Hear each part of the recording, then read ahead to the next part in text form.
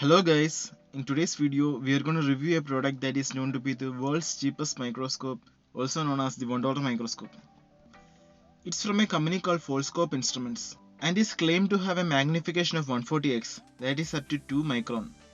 So let's check that out today. And inside the bag we get a bundle of papers, a cotton swab to clean the lens, and a set of 5 microscopic slides. And here we have all the parts that we need to assemble our paper microscope.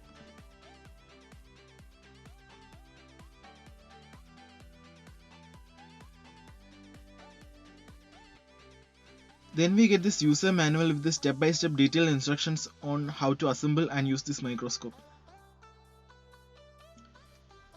Then we have a list of things that we can observe using this microscope from our surrounding.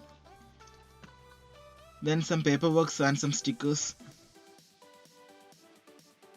And finally we get the lens along with its magnetic couplers.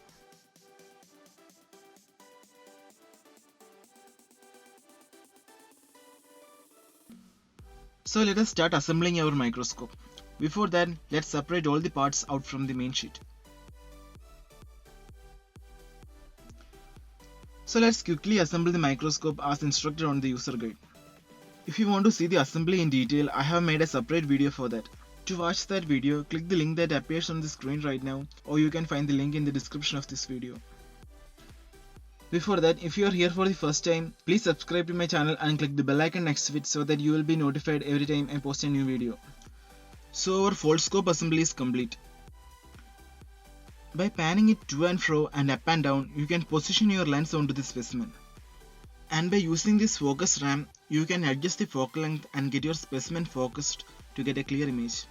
And here we get 2 types of slides in the package.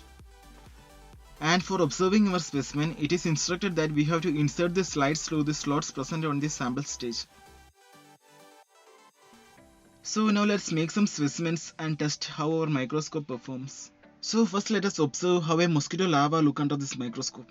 For that, take a slide and stick one of these clear films on top of it and keep it ready to place the specimen.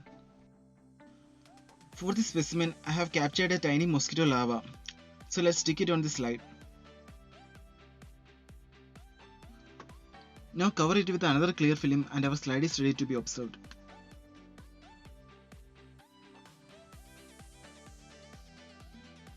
Now let us fix it inside the Foldscope.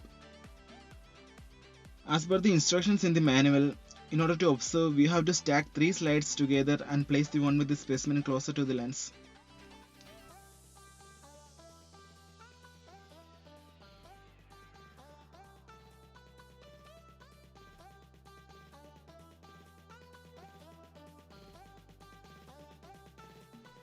Now observe the specimen from the front side of the microscope, and this is how a mosquito larva look under a microscope.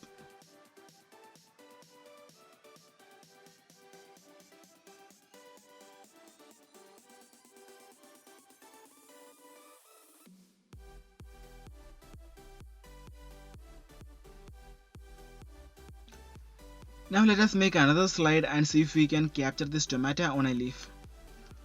For those who don't know, these are small mouth-like holes present mostly on the leaves of the plants through which it breathes.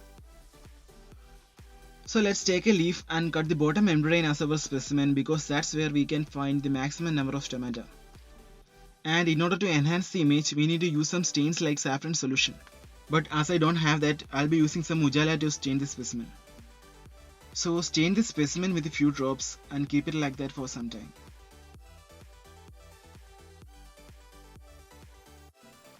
Then wash off the excess stain from the specimen.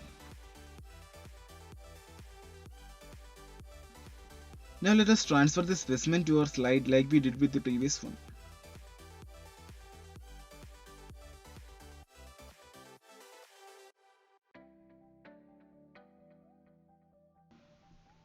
Now let us insert the specimen inside the Foldscope and observe.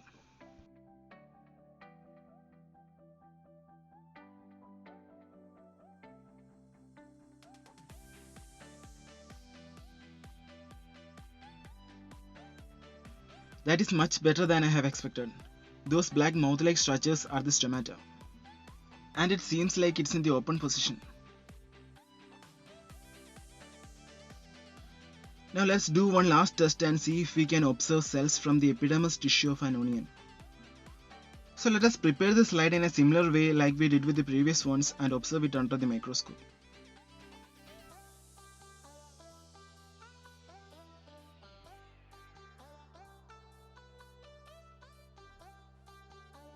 Those column-like structures are the cells and the blue dots inside are the nucleus. And it's not much clear because we are not using the recommended stains or slides.